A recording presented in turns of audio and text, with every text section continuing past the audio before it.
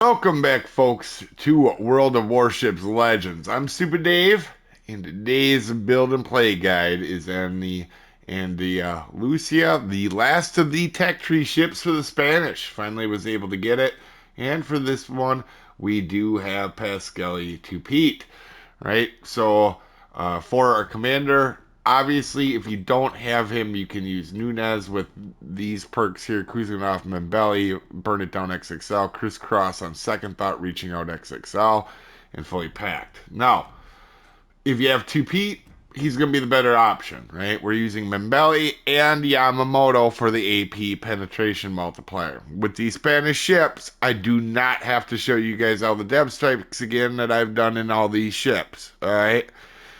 That is what I've done in every ship, including even this one on my first couple matches, right? The one you guys are going to see is going to be a little bit different because it's going to show a little different play style that you might have to do in these ships. And then at tier 8, I always try to do that. So you could also take Kuzganov here for a little bit extra range because that is what does hurt the ship. His base skill is Enduring Spirit, meaning by the time you get to low end health, you could, it's 20% damage reduction. It's helpful. I wouldn't say it's the best thing in the world. Ingenious, this is mostly for the warning indicator to tell you how many people ships are targeting you. The gun traverse is helpful as well. Forward command, your reload while spotted is very good. You gain 10%, which a lot of times you are going to be spotted in the ship. You just got to be real careful. All right. At tier 8, this isn't as good of a perk as what it would seem because you are trying to conceal yourself a little bit more with this ship because of all the accuracy at legendary in tier 8 and even 7. On second thought and fixated along with refill station. Now, I know a lot of people are going to try to take honorable mention. Please do not. This is one of the worst perks in the entire game. I talked about it more in the tier 5 video. The reason you don't want to take this, right? Let's say you have your tier 2 on your legendary. That's a 50% reduction and 6% on your cruiser health just to get one more in the ready rack. 50% is one is 50% of your reload is on your default is one rack, right? So you're not gaining any more DPM. In fact, this is actually a perk that hurts you because you just lose health, essentially, is what you're doing. And if you max it out, right, and you get 40 and 4%, uh, you're only gaining 10% reload over a match of a game. Why not take refill station where you can get 10% over the match of the game and get the extra range, which is way more helpful.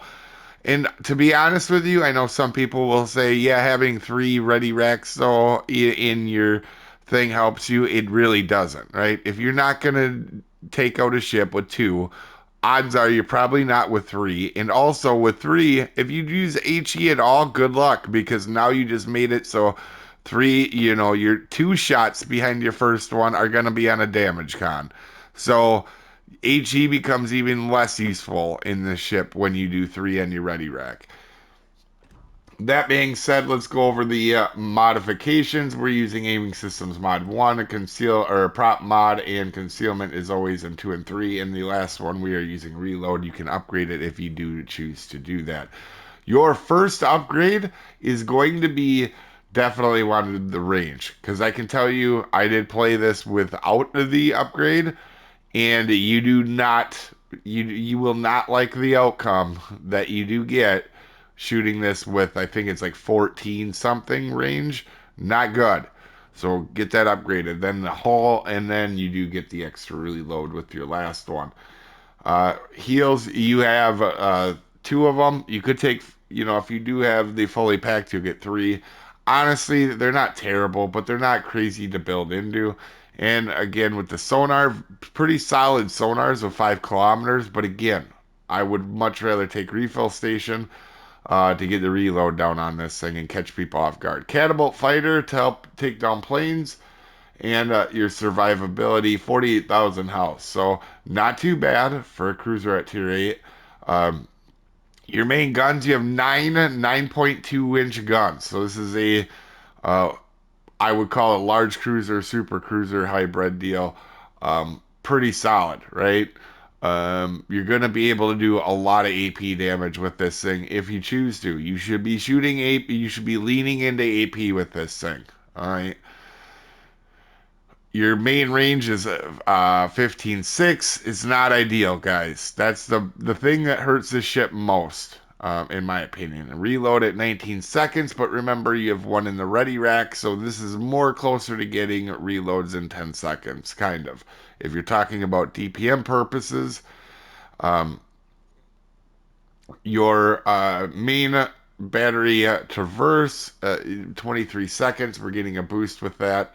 Main shell grouping 2.24, pretty darn accurate ship for the most part. It does get a little bit of horizontal dispersion, but it's not the end of the world.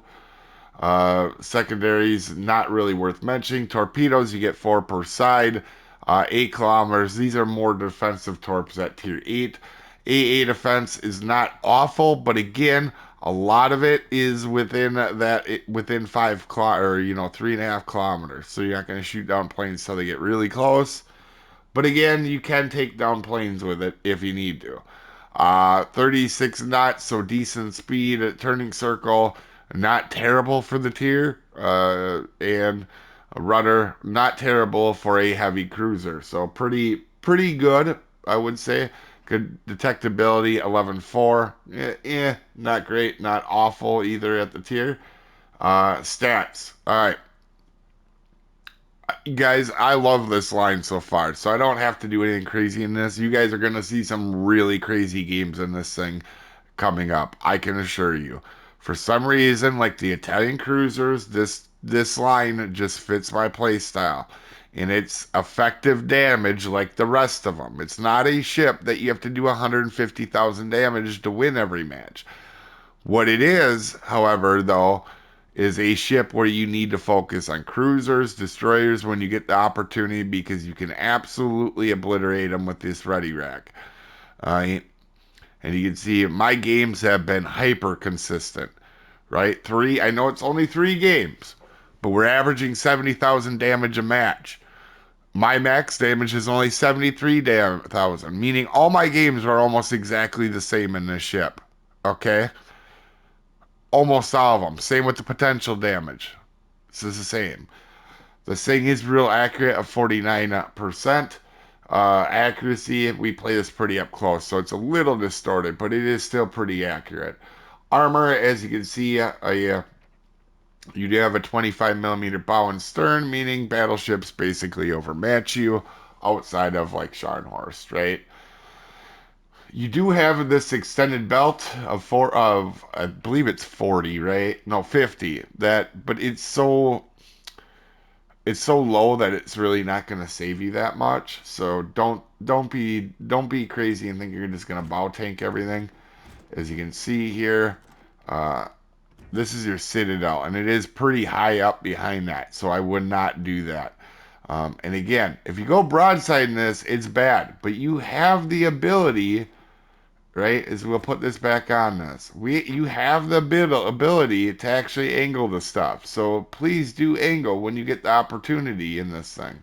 As we start the match, it's disclaimer time. This is a beginner's video meant to help people new to the ship or new to the game. This is not meant for professional gamers that know everything there is to know about everything in the universe. There are multiple ways to play and build this ship. And I am an above average player, not the world's best. I make mistakes. You may see one in this match. You didn't come here for pronunciations. I'm as good as anybody at slaughtering beautiful languages all the time. With that out of the way, we're on mountain range and we're gonna post up on this island here and grab this cap. Right, we see where all the enemies were from our aircraft spotting. We're gonna try to get this base right away. If you can get the base or the sea cap right away like this, it can be absolutely a good thing for your team, right? And it can put a lot of pressure on enemy teams. I'm going to start to back up because I'm assuming we're getting going to get some pressure here because Carl obviously probably going to charge in. And you can see we are actually spotted here. We know it's a cruiser in front of us, but I do want to take a shot here at the Carl, but he does get angled into us. All right. Somebody takes a shot at us and does actually miss there a little bit, but we're going to get this cap. And remember that we got this cap right away. I mean, right away, because it's going to play a factor here and put the pressure on the enemy team a little bit. That being said here, Prince Eugen is going to be kind of annoying in this match for a little bit here. He's going to just hide behind this island. Not a bad play as a Prince Eugen, but we're going to be keeping an eye on him, and we're going to keep everybody pushed back, right? We do not want to just give up this cap right away, and we're kind of outnumbered. There's actually another cruiser over here, and the carrier actually will come over and help a little bit for a second. So we got, we're having a little bit of a rough go. So we got to be careful, and we got to make sure we don't just push in. Because generally when you get in these stalemates, as you're going to see here, they're going to just chill right here. So am I. And that's what you got to do is I have the control of the cap. There is no reason to rush these guys, right? None. None whatsoever. They have to make a move at some point. Especially with the even match like this. They have to either do something or just allow me to get this base. P-Bay comes out, and to be honest with you, he gets a little bit lucky here that he... the first salvo wasn't worse, and the second one, obviously, he's starting to turn out a little bit. We got a lot of overpins on that P-Bag.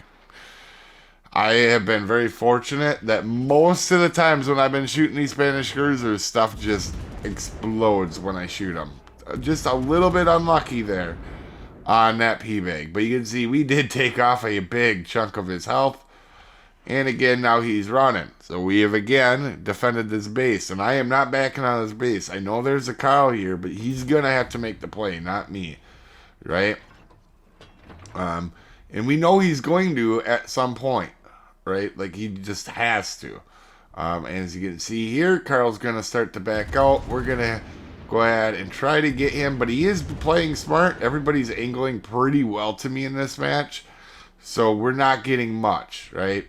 Also, we can tell somebody's aiming at us. We're going to back up just a touch because we're pretty sure it was the Carl, right? Then Prince Eugen pops his nose back out. We're going to take a couple shots at him. So we're holding this base, and we're not losing all our health to do it.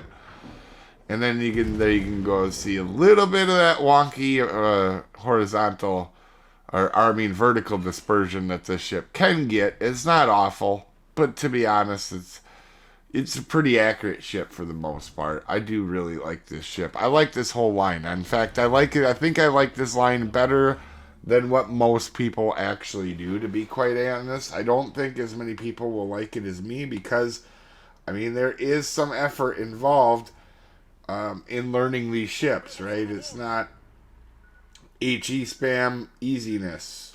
And I think that's what most people... for beginners, that's what they would like. So we're going to be careful. We see the battleship went down. We just want to make sure the torps are going. And then we're going to actually come out here now. And we know that there's only cruisers left over here. With that being said, I'm not scared of any cruisers on this ship, right? None.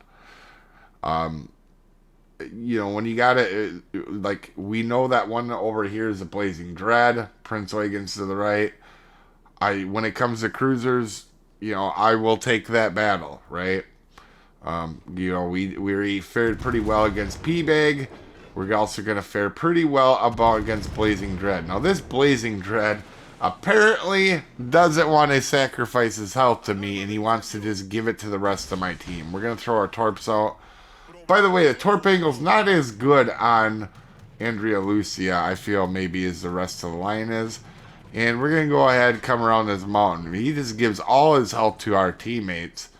And that our carrier does, in fact, take down That Prince Eugen that was sitting behind the island, and it didn't matter how much health Blazing Dread has, because if you go that broadside, I would have took all of it. All right, right. You give that much broadside to any of these Spanish cruisers when you got AP loaded, you're just gonna do that. That was just not a good play for Blazing Dread. Here, I normally wouldn't push, but if you just saw as we were speeding up there, that carrier was messing up our cruisers. And so this is one of them times where we have to make the push to get rid of them. And you can see we didn't have much health left, or he didn't have much health left. I am trying to get rid of it, but I did not lead quite enough, and I'm just getting overpinned. So that was on me. He should have been dead there, and that would have changed how my end of my match is going to go. This carrier player was a very solid player, and we know there's a cruiser over here. But we also know we're in spotting range of this carrier. We know the last cruiser's a Dalian, so he has to... A Dalian is not a very good ship when it has to spot for itself, right? Even though this player's been doing really well. If we get rid of this carrier, it doesn't matter. We're going to take a shot at Dalian. I get over pins. I'm like, screw it. I'm just going to kill the carrier, because the carrier is really more of the threat. Dalian, even though he's got 4 kills, not nearly as big a threat as that carrier is that's been chunking all our cruisers. We dodged the first set, but we do lose our engine does get knocked out, right? So we're kind of in a bad spot here. We know he's probably sent some more torpedoes. We do try to get what we can, but on him, but not a whole lot can happen there. So we knew this was going to kind of wind up bad for us, but we got rid of that carrier. In a Dalian, when it has to spot for itself, not going to be good, right? And our battleship, we know, had a ton of health. Our carrier's got a ton of health. There's almost no way they can lose that in the time frame in 3 minutes. And that Dalian's got a spot for himself. I mean, he had a good game and a Kraken, but when it comes to that ship, it just doesn't have the power to spot for itself and be the most effective ship. So that's why we took out the carrier. And the carrier was a real problem. But you can see top of leaderboard of really helping our team out. Anyway, you guys have a super wonderful day, and I will see you folks next time.